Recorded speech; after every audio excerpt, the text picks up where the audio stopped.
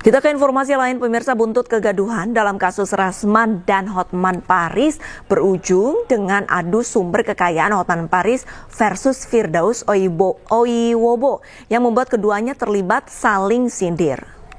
Aset saya punya gunung kok. Di BSD, dekat BSD Parung, saya punya gunung. Iya. Saya punya gunung, saya punya tanah beberapa hektar di Jakarta Selatan, saya punya tanah di Tangerang berapa hektar, di kampung saya berapa puluh hektar saya punya. Jadi kalau aset saya nggak kalah sama Hotman.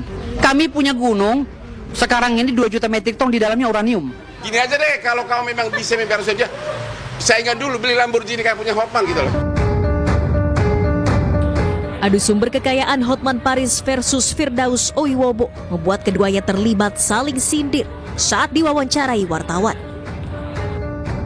Sebelumnya Firdaus mengaku memiliki gunung yang dianggap melebihi kekayaan Hotman Paris.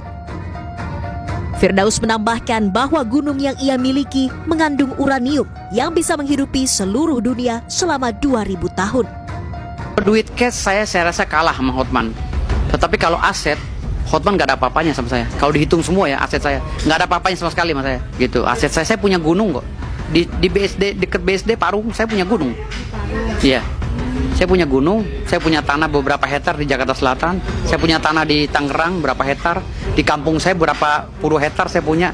Jadi kalau aset saya nggak kalah sama Hotman. Kami punya gunung, sekarang ini 2 juta metrik ton di dalamnya uranium. Iya, Gunung Parasultan di Dompup, PT Onto. Ya, 2 juta metrik ton bisa untuk menghidupi masyarakat dunia 1000 tahun. Bisa bayangkan. Sementara Hotman Paris menanggapi ungkapan Firdaus tersebut sebagai lawakan. Kalau untuk Rasman dari Hotman, lokasi berlian lebih mahal dari berlian gua pun nggak akan minta maaf gua. Kalau gua dikasih bukit uranium 700 ton, gua mikir-mikir. Tapi itu kan lawakan yang apa? Tikus di got saya aja nggak percaya. Jangankan gua, tikus di got saya nggak percaya bahwa dia punya uranium yang bisa menghidupi ratusan tahun dunia lagi. Ya, kalau memang dia bisa membiayai ratusan tahun, kenapa kantor dia di gitu daerah di daerah apa itu? Udahlah. Gini aja deh, kalau kamu memang bisa membayar saja, saingan dulu beli Lamborghini kayak punya Hotman gitu loh. Ya. Saling sindir di media sosial juga terus bergulir seiring berjalannya kasus antara Hotman Paris dan Rasman Nasution. Tim Liputan iNews melaporkan.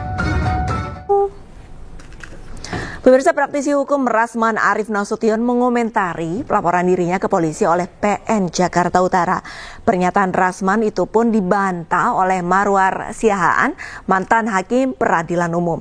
Berikut cuplikan perdebatan antara Rasman dan Marwar dalam program Rakyat Bersuara yang dipandu rekan saya Aiman Wicaksono. Bahwa itu melaporkan Anda, kayak melaporkan Anda itu adalah institusi. Yes. Apakah kalau institusi harus harus lembaga, wajar? Harus lembaga. Kalau melaporkan Anda itu atas nama contempt of court harus orangnya dong. Harus orangnya. Harus ketua. Dalam hal ini hakimnya. Ini ketua PN. Dalam hal ini ketua PN. Ketua PN. Bukan dari institusinya. Bagaimana? Bukan institusi. Institusi bukan pribadi. Ketua PN itu mewakili institusi dari kelembagaan peradilan. Bukan PT Pengadilan Tinggi yang di atasnya atau Mahkamah Agung. Atas perintah Mahkamah Agung. Atas perintah, tapi yang melaporkan bukan mereka. Laporan terkait dengan kekerasan dan lain sebagainya. Kalau itu adalah delik umum, delik biasa, pidana biasa, harusnya yang melapor siapa? Ketua majelis. Ini yang melapor adalah lembaga, diwakili oleh ketua PN. Kalau ketua PN berarti bicara contempt of court. Kalau contempt of court, mana undang-undang yang mengatur tentang contempt of court? Ke situ dulu dong. Ya, jadi saya kira pengertian tindak pidana dengan dalam rumusan undang-undang agak berbeda dengan pengertian kelakuan yang harus dijaga. Jadi semua secara umum, semua perbuatan yang dianggap merendahkan peradilan itu namanya contempt of court.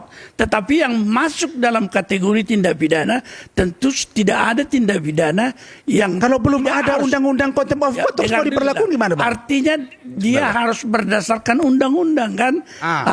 Tetapi dalam kategori sebagai perbuatan yang dianggap menghina peradilan karena tidak menjaga ketertiban itu tidak dianggap tidak selalu masuk dalam kategori pidana kan?